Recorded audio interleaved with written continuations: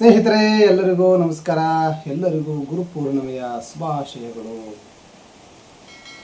ಉತ್ತಮವಾದ ಗುರು ನಿಮಗೆ ದೊರಕುವಂತಾಗಲಿ, ಆ ಗುರುವಿನಿಂದ ಉತ್ತಮವಾದ ಮಾರ್ಗದರ್ಶನ ನಿಮಗೆ ಸಿಗುವಂತಾಗಲಿ.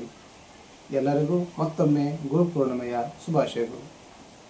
ಗುರು ಅಂತಂದರೆ ಏನು ಅನ್ನೋದರ ಬಗ್ಗೆ ನಾವಿಲ್ಲಿ ಒಂದಷ್ಟು ಒಂದು ನೋಟವನ್ನು ನೋಡಬೇಕಾಗ್ತದೆ. ಗುರು ಅಂತಂದರೆ ಜ್ಞಾನದ ಪ್ರತಿರೂಪ. ನೀವೊಂದು ಅರ್ಥ ಮಾಡ್ಕೊಳ್ಬೇಕು. ಇಸ್ಪೀಟ್ ಆಡಿಸೋನು ಗುರುವಲ್ಲ, ಮಟ್ಕ ನಂಬರ್ ಹೇಳೋನು ಗುರುವಲ್ಲ. ಗುರು ಅಂತಂದರೆ ಅರಿವು, ಅಕ್ಷರ, ಔಷಧ, ಅರಿವೆ, ಆಶ್ರಯ ಇವುಗಳನ್ನು ಪಡೆಯಲಿಕ್ಕೆ ಬೇಕಾಗ್ತಕ್ಕಂತಹ ಮಾರ್ಗಗಳನ್ನು ಕಲಿಸಿಕೊಡ್ತಕ್ಕಂಥವನು ಗುರು. ಜ್ಞಾನ ಮಾರ್ಗವಾಗಲಿ, ಅಕ್ಷರ ಮಾರ್ಗವಾಗಲಿ, ಔಷಧಗಳ ಮಾರ್ಗವಾಗಲಿ, ತತ್ವದ ಮಾರ್ಗವಾಗಲಿ, ಒಟ್ಟು ನಮಗೆ ಜಗತ್ತಿನ ದರ್ಶನಗಳನ್ನು ನಮಗೆ ದರ್ಶಿಸುವವನು ಗುರು. ಅದಕ್ಕಾಗಿ ಸ್ನೇಹಿತರೆ, ನಾವು ಉತ್ತಮವಾದ ಗುರುವಿನ ಆಯ್ಕೆ ಬಹಳ ಶ್ರಮ ಪಡಲೇಬೇಕು. ಯಾಕಂದರೆ ಉತ್ತಮವಾದ ಗುರು ಸಿಗಬೇಕಂದ್ರೆ ಅಷ್ಟು ಸುಲಭದ ಮಾತಲ್ಲ. ಬಹಳ ನಾವು ತತ್ವಗಳನ್ನು ಓದುತ್ತಾ ಹೋದರೆ, ತತ್ವ ಪದಕಾರರನ್ನು ಅವರ ಜೀವನ ಚರಿತ್ರೆಯನ್ನು ಓದುತ್ತಾ ಹೋದರೆ, ಉತ್ತಮ ಗುರುವಿಗಾಗಿ ಹುಡುಕಾಟ ಹೇಗೆ ನಡೆದಿದೆಯೋ ಹಾಗೆಯೇ ಉತ್ತಮವಾದ ಶಿಷ್ಯನ ಹುಡುಕಾಟಕ್ಕೂ ನಡೆದಿದೆ. ಉತ್ತಮವಾದ ಶಿಷ್ಯನ ಹುಡುಕಾಟವೂ ನಡೆದಿದೆ. ಅದಕ್ಕಾಗಿ ನಾವು ಉತ್ತಮವಾದ ಗುರುವನ್ನು ಆಯ್ಕೆ ಮಾಡಿಕೊಳ್ಳುವಲ್ಲಿ ಯಾವತ್ತೂ ಕೂಡ ಎಡವಬಾರದು. ಯಾಕಂದರೆ ಸಮಾಜದಲ್ಲಿ ವೈದ್ಯರುಗಳು ಇರುವಂತೆ, ಬೇರೆ ಬೇರೆ ರೀತಿಯ ವೈದ್ಯರುಗಳು ಇರುವಂತೆ, ಅಂದರೆ ದುಡ್ಡಿಗೋಸ್ಕರ ವೈದ್ಯ ವೃತ್ತಿಯನ್ನು ಮಾಡ್ತಕ್ಕಂತಹ ವೈದ್ಯರುಗಳು ಇರುವಂತೆ, ದುಡ್ಡಿಗೋಸ್ಕರ ತಮ್ಮ ಕಾಯಕವನ್ನು, ಗುರುತ್ವದ ವೇಷ ಹಾಕಿರ್ತಕ್ಕಂಥವರು ಇದ್ದಾರೆ.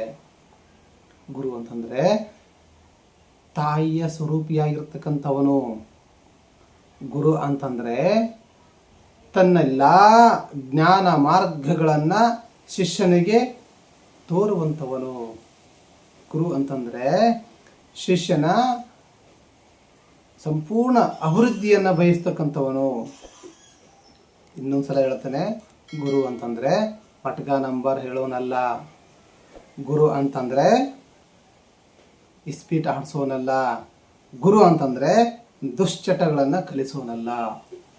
ಗುರು ಅಂದರೆ ಯಾರು? ಮತ್ತೊಮ್ಮೆ ಹೇಳ್ತಾನೆ, ಗುರು ಅಂತಂದರೆ ನಮ್ಮಲ್ಲಿರ್ತಕ್ಕಂಥ ದುಷ್ಟ ಚಟಗಳನ್ನು, ದುಷ್ಟ ಆಲೋಚನೆಗಳನ್ನು ಬದಿಗೆ ಸರಿಸಿ ನಮ್ಮನ್ನು ಸಮಾಜದಲ್ಲಿ ಪರಿಪೂರ್ಣ ವ್ಯಕ್ತಿತ್ವವನ್ನು ರೂಪಿಸ್ತಕ್ಕಂಥವನು, ಪರಿಪೂರ್ಣರನ್ನಾಗಿ ಮಾಡ್ತಕ್ಕಂಥವನು, ನಮಗೆ ಶಿಷ್ಟ ಮಾರ್ಗವನ್ನು ಕಲಿಸಿಕೊಡ್ತಕ್ಕಂಥವನು. ಹೆಂಡತಿ, ಮಕ್ಕಳು, ತಂದೆ, ತಾಯಿ, ಬಂಧು ಬಳಗ, ಆತ್ಮೀಯರು, ಸ್ನೇಹಿತರು, ಈ ಎಲ್ಲ ಬಳಗವನ್ನು ಅತ್ಯಂತ ಆತ್ಮೀಯತೆಯಿಂದ, ಪ್ರೀತಿಯಿಂದ ನೋಡಿಕೊಳ್ಳುವಂತಹ ವ್ಯಕ್ತಿತ್ವವನ್ನು ಸೃಷ್ಟಿ ಮಾಡ್ತಕ್ಕಂಥವನು, ಜ್ಞಾನ ಮಾರ್ಗವನ್ನು ತೋರಿಸ್ತಕ್ಕಂಥವನು. ಅಂಥವನು ಗುರುವೇ ಹೊರತು ಬೇರೆ ಯಾರೂ ಅಲ್ಲ. ಅದಕ್ಕಾಗಿ ಉತ್ತಮ ಗುರುವಿನ ಹುಡುಕಾಟ ನೀವು ಯಾವತ್ತೂ ಬಿಡಬೇಡಿ. ಅಂತಹ ಗುರುವು ಸಿಗುವವರೆಗೂ ಬಿಡಬೇಡಿ. ನಿಮಗೆ 10 ಅಕ್ಷರ ಕಲಿಸಿಕೊಟ್ಟವನು ಗುರುವೇ.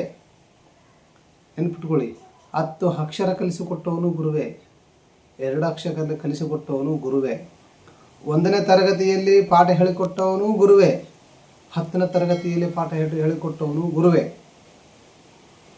ನಿಮಗೆ ನಿಮ್ಮ ಜೀವನದಲ್ಲಿ, ನಿಮ್ಮ ಬದುಕಿನಲ್ಲಿ 10 ಹಲವು ಗುರುಗಳು ಬಂದು ಹೋಗ್ತಾರೆ. ಆದರೆ ನಿಮ್ಮ ಆಂತರಿಕ ವ್ಯಕ್ತಿತ್ವವನ್ನು ರೂಪಿಸ್ತಕ್ಕಂಥವನು ಗುರು ಮಾತ್ರ ಅಷ್ಟು ಸುಲಭವಾಗಿ ಸಿಗೋದಿಲ್ಲ.